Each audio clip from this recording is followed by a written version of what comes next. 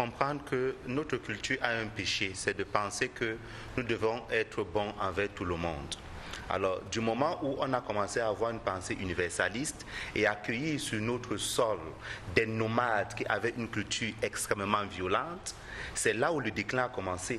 Parce qu'une fois que nous avons pensé qu'il est possible de leur enseigner la connaissance divine pour tempérer leurs ardeurs, mais une fois qu'ils ont appris ces religions-là, ils se sont retournés contre nous sur notre propre sol. C'est le problème qu'il y a eu avec la révolution armanienne à partir de la 18e dynastie.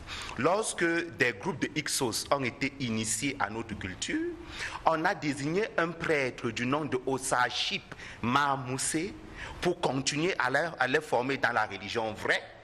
Lorsque on a décidé de les déporter à Canaan, ça a fait un véritable problème. Ils ont commencé à éventrer nos femmes pour enlever les bébés dans les ventres et tuer. Vous voyez donc cela? Donc c'est cette culture d'accueil qui nous tue. Parce que ce soit les civilisations africaines, que ce soit chez les hindous, les dravidiens, c'est quand ils ont accueilli les Indo-Européens sur leur terre que leurs malheurs ont commencé. On dit souvent que les cultures ne peuvent pas vivre en vase clos, mais je pense que nous sommes la seule culture qui, lorsqu'elle n'est pas au contact de l'Europe, elle peut vraiment émerger. Et permettez-moi de vous faire une précision quant à l'aliénation, parce que je n'ai pas eu à me prononcer là. Il y a ce qu'on appelle en psychopathologie le dysfonctionnement cognito-comportemental. C'est quoi le dysfonctionnement? Cela veut dire que dans le schéma, pour que je puisse poser un acte, il y a un ensemble, il y a tout un schéma qui se décrit dans mon mental. Ça part d'abord de mes croyances. Lesquelles croyances vont féconder des émotions en moi? Lesquelles émotions vont féconder des sensations? Lesquelles sensations vont aboutir à un type de comportement? Donc, les comportements ne sont pas les mêmes.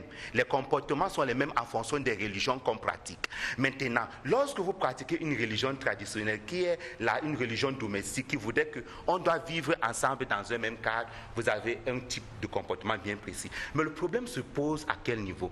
Lorsque une religion étrangère vient et qu'elle ne s'appuie pas sur vos cultures, qu'elle s'appuie par exemple sur les cultures de l'Arabie, qui est une culture patrilinéaire, alors que vous êtes issu d'une culture matrilinéaire, donc ça vient se coucher là-dessus. Pour bien comprendre ce choc, c'est comme si vous mettez deux logiciels antagonistes dans un même ordinateur.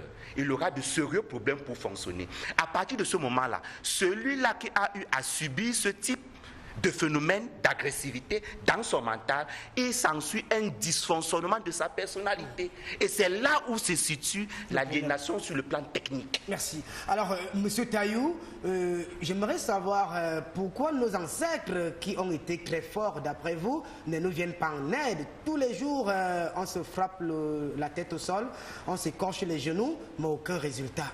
Pourquoi nous laisse-t-il dans cette émotion? Je vais vous répondre à ça, mais il faudrait que je précise pour mon frère qui est arrivé sur le plateau. Il a parlé des langues quand il parlait des autres pays, des autres peuples, et quand il est arrivé chez nous, il a parlé de dialecte. Or, dialecte, n'est-ce pas, renvoie à une dimension péjorative. Cela veut dire qu'il faut faire très attention à ce que le blanc dit dans sa langue. Parce qu'effectivement, nous ne parlons des langues. Le blanc parle une langue, nous parlons des langues. Il n'est pas question que lui parle des langues et que nous parlons des dialectes. C'est toujours lui qui nous dit ce que nous sommes et ce que nous allons penser être et devons faire. Donc il faut qu'on fasse attention. Je disais ça pour mon frère parce qu'on ne peut pas parler de dialecte. Je ne parle pas un dialecte quand je parle ma langue, n'est-ce pas? Je parle une langue, je parle notamment le bayangam. Mais si vous voulez, ça c'est autre chose. On pourra faire d'autres choses là-dessus. Maintenant, en ce qui concerne votre question, pourquoi est-ce que les dieux, n'est-ce pas, les dieux africains nous ont abandonnés? Je voulais vous poser la question. On a bien crucifié Jésus. Il a bien appelé son Père. Son Père n'est pas venu. Pourquoi est-ce que vous reprocherez aux ancêtres africains à partir du moment où nous leur avons tourné le dos, n'est-ce pas? Parce qu'il ne faut pas croire. Il y a longtemps que, même en Égypte antique déjà, des Africains avaient commencé à tourner le dos à leurs ancêtres, n'est-ce pas? Donc ne les invoquaient plus, ne faisaient plus ce qu'il fallait faire pour que leurs ancêtres soient là, Tant qu'ils étaient en harmonie et en cohérence avec leurs ancêtres, vous avez vu les civilisations égyptiennes qu'ils ont faites. Quels étaient les piliers même de la religion africaine? S'il vous plaît, quand ils étaient en cohérence, vous avez vu les empires du Ghana, vous allez les empires du Monomotapa vers l'Afrique du Sud.